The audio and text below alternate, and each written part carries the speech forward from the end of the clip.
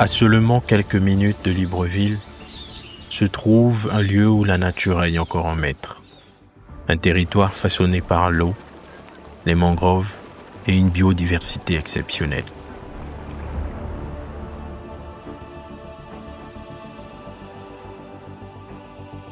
Bienvenue au Parc national d'Akanda.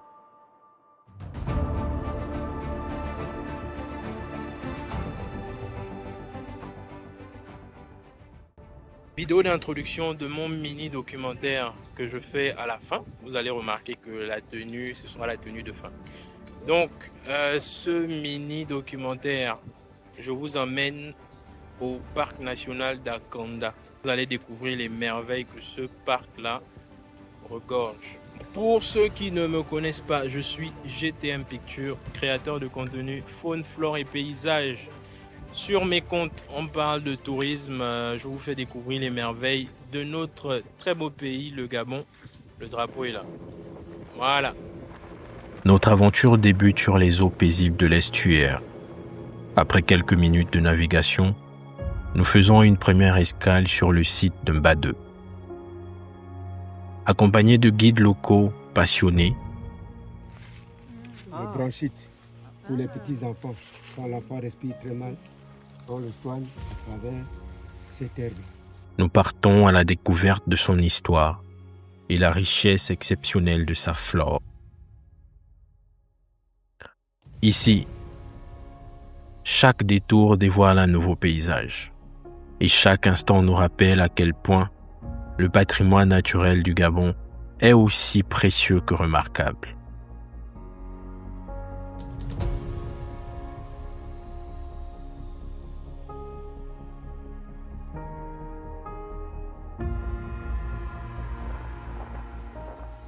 Nous arrivons sur l'île de Nende, qui est aussi une base de surveillance de l'ANPN, la Marine nationale et la Marine marchande.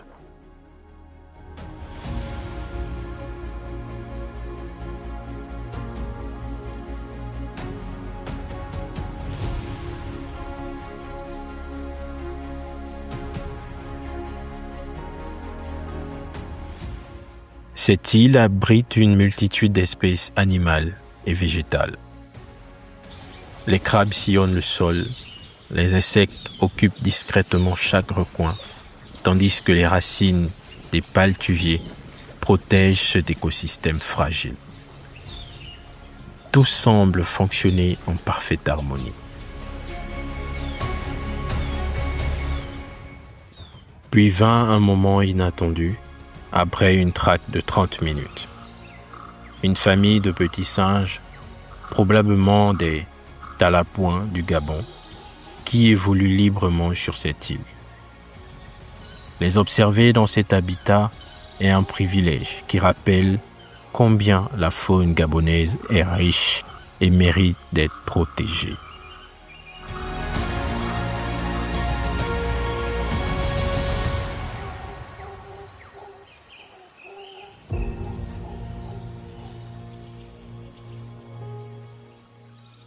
Vu du ciel, le parc national d'Akanda dévoile toute sa splendeur.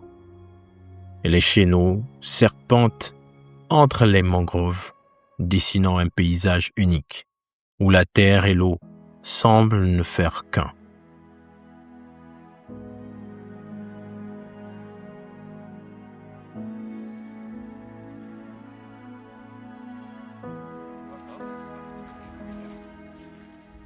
Le lendemain, nous nous sommes rendus à la pointe de Moka.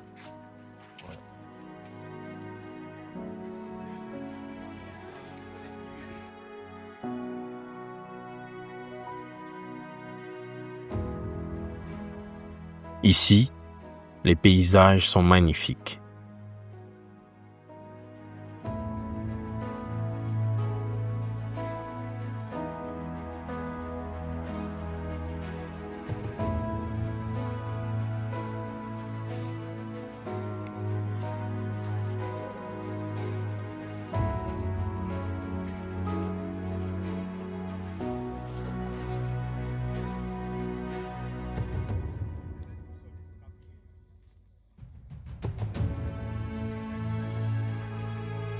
Néa, c'est l'ancienne base. Ah, Moka, ancienne base des agents de l'ANPN.